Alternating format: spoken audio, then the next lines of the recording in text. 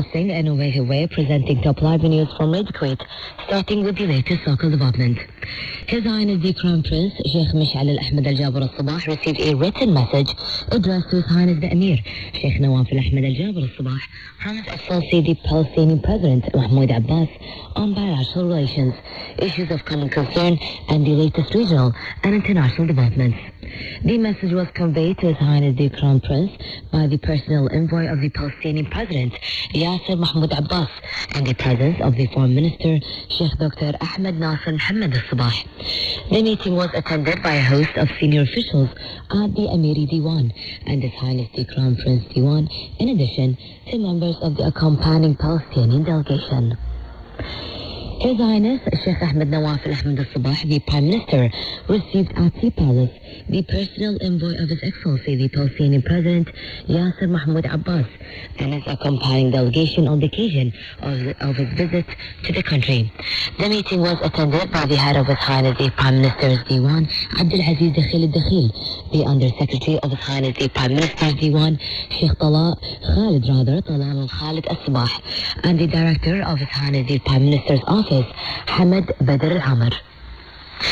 A decree was issued inviting voters to elect their parliament representatives in the National Assembly elections on Thursday, September 29th.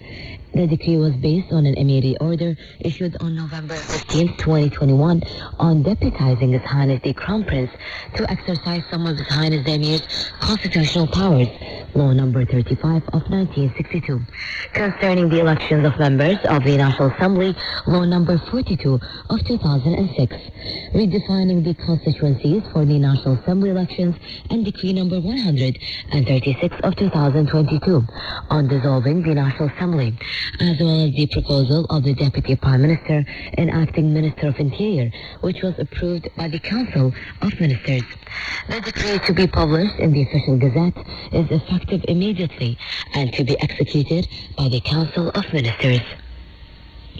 The Government Communication Center revealed that the Interior Ministry's Elections Affairs Department will receive candidacy applications for the 2022 National Assembly elections starting today for a period of 10 days, including public holidays. The center published on its official Twitter account that a decree was issued today, calling on Kuwaiti citizens to elect parliament members on Thursday, September 29th. The director of the Elections Affairs Department, Colonel Dr. Ahmed Al-Hajri, confirmed the department's readiness to receive candidacy applications starting today until Wednesday, September 7th, during the official working hours from 7:30 a.m. to 1:30 p.m. The Foreign Minister expressed Kuwait's concern over the breakout of armed clashes in the Libyan capital Tripoli. In a statement, the Foreign Ministry voiced alarm over the clashes that threaten safety and security of the Libyan people and undermine the country's stability. The ministry affirmed the state of Kuwait's support for the Libyan state, the political process, or relevant United Nations Security Council resolutions designed to protect Libya's stability and sovereignty. Moreover, the ministry called upon all Libyan parties to stop the clashes, the escalations, and the blood spilling, and adopt political dialogue to resolve disputes for the sake of preserving Libya's higher interest and attain the people's aspirations for development and prosperity. Libya's capital was quit yesterday morning, a day after the worst fighting there for 2 years killed 32 people and injured 159, as forces aligned with a parliament-backed administration failed to dislodge the Tripoli-based government. Roads in the city were busy with motorists, shops were open, and people were clearing away smashed glass and other debris from Saturday's violence, with burned-out vehicles lining some streets in central Tripoli. The fighting has raised fears of a wider conflict in Libya over the political standoff between Prime Minister Abdelhamid Dbeibeh in Tripoli and Fathi Bashagha, who seeks to install a new government in the capital. Amid international condemnation, the Secretary General of the United Nations, Antonio Guterres, called for an immediate end to the violence and for genuine dialogue to get around Libya's political impasse. Turning to the Palestinian occupied territories, The Israeli occupation forces continued their aggressive policies against the Palestinians in the West Bank. According to officials, scores of Palestinians were injured as the forces conducted an overnight attack on the town of Dir Sharaf west of the Nablus. The officials said the forces also closed the main road linking Nablus to Dolkrim and Jenin, forces Palestinians moving between the two cities to find alternative routes. Iran's caretaker Prime Minister Mustafa Al-Kadhimi warned that the political crisis in the country is threatening security achievements made in past years, stressing that the solution is for all political parties to make concessions for the interest of Iraq and the Iraqis.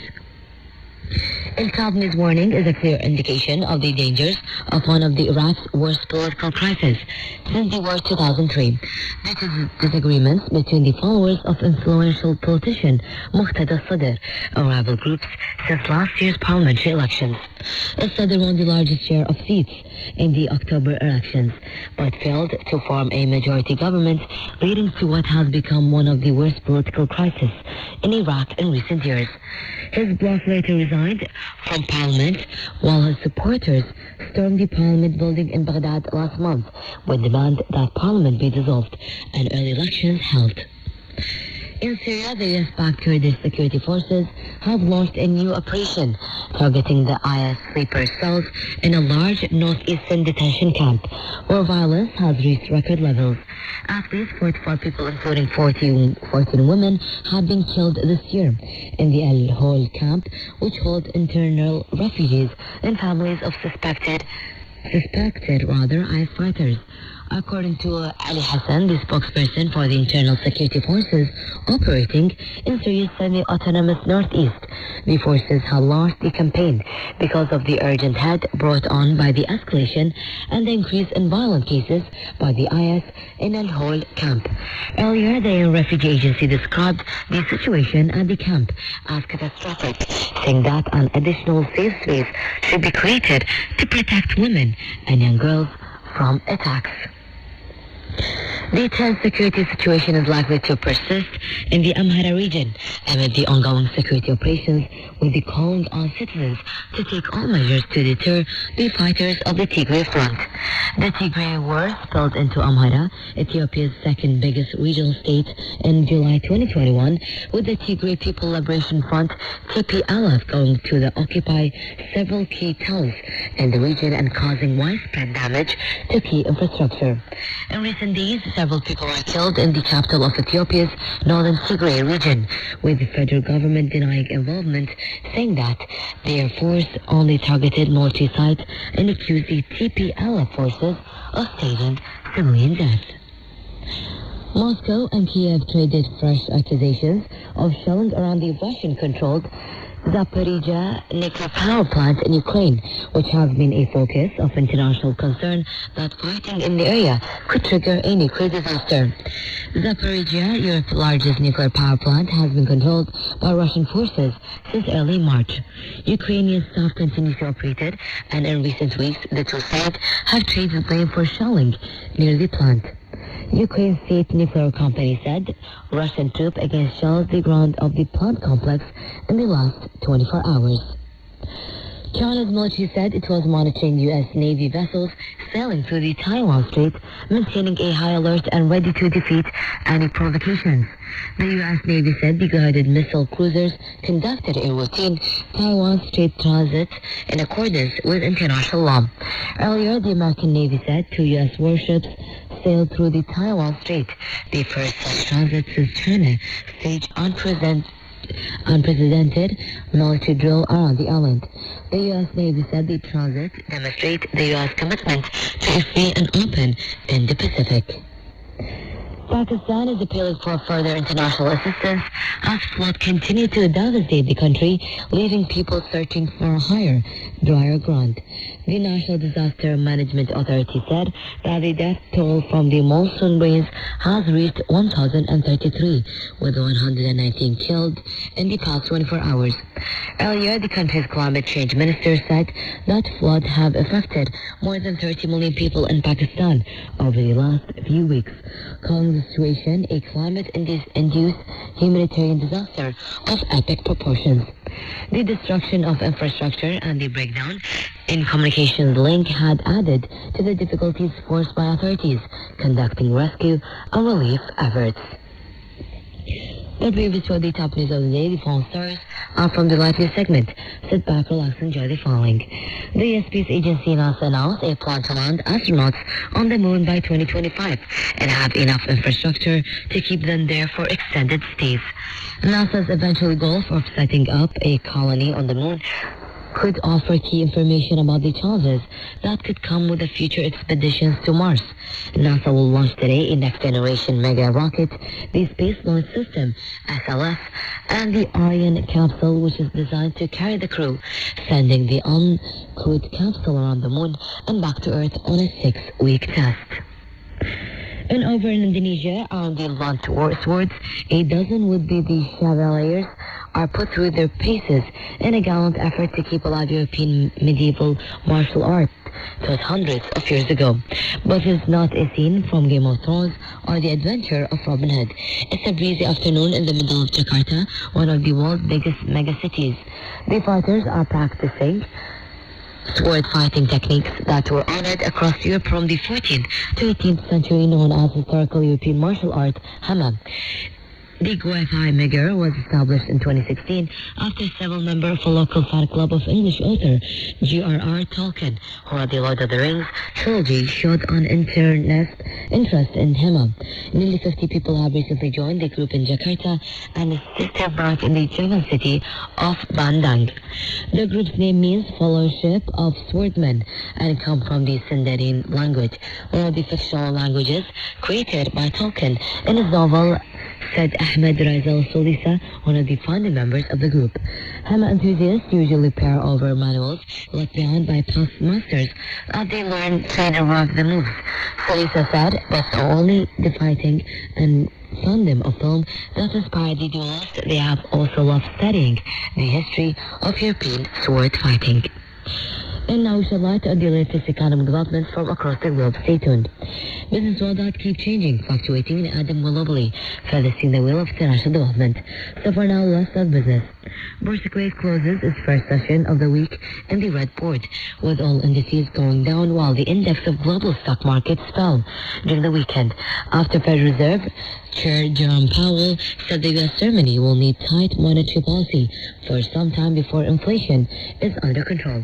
The Asian MSCI's gauge of stocks across the globe shed 2.47%, its worst day in more than 2 months, while Wall Street's main indexes fell, with Powell comments dragging down mega-cap growth and technology stocks. The European stock slid as investors also fretted over downbeat German consumer sentiment data due to rising energy costs. Oil prices ended higher during the weekend, boosted by signals from Saudi Arabia that OPEC could cut output, but trading was unstable as investors digested and ultimately shredded off warnings from the head of the U.S. Federal Reserve about economic pain ahead. The Brent crude future rose $1.65 to settle at $100.99 a barrel, while the U.S. West Texas Intermediate crude future rose 54 cents to settle at $93.06 a barrel. World contract rose and fell by $1 throughout the session. And the US dollar settled near 2-decade high against the major currencies ahead of a speech by Federal Reserve Chairman Jerome Powell. Traders are waiting indications about the U.S. Central Bank plan to tighten monetary policy in order to curb inflation.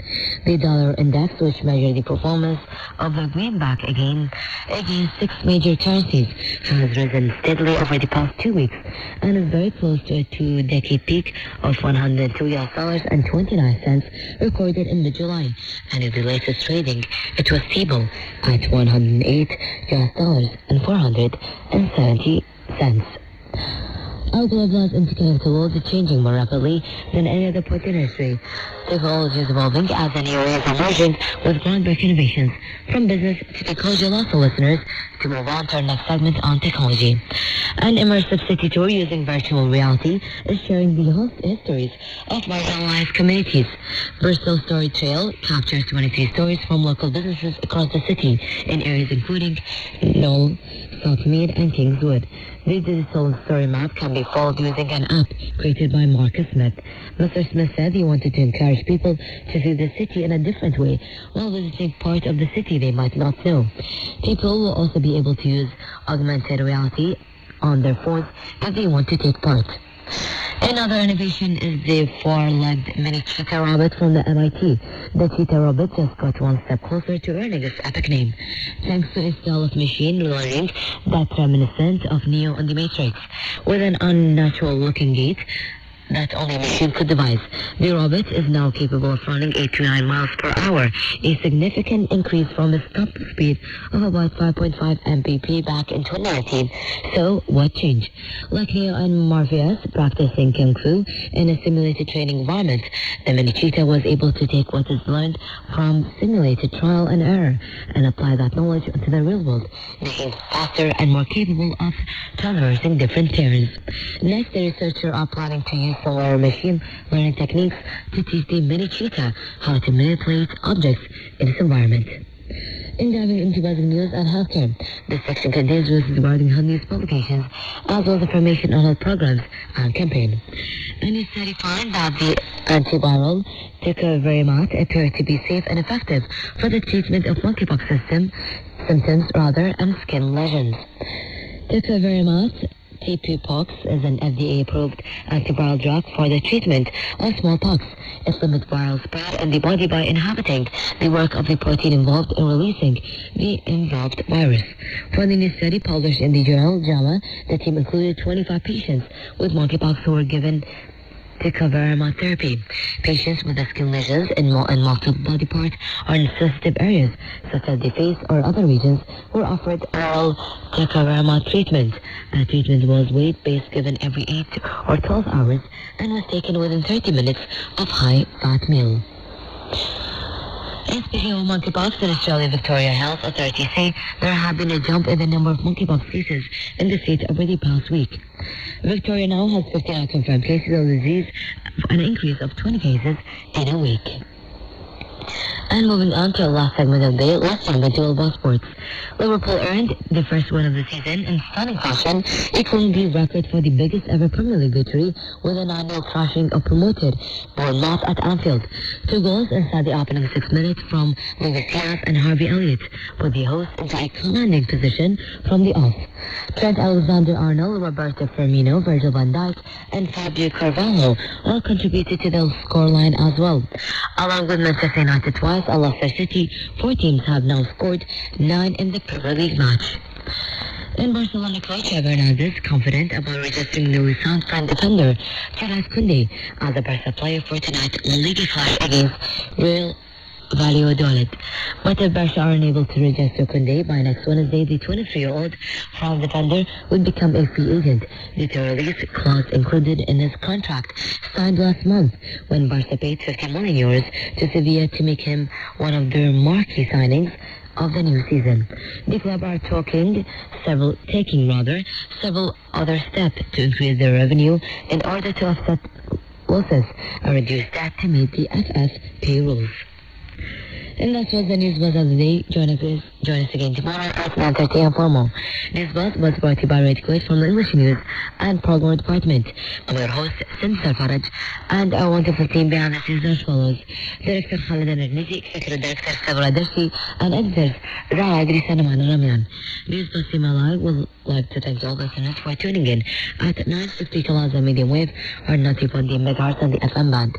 And for all of us here at Kuwait, we wish you a great morning and a good day. Thank you and goodbye for now.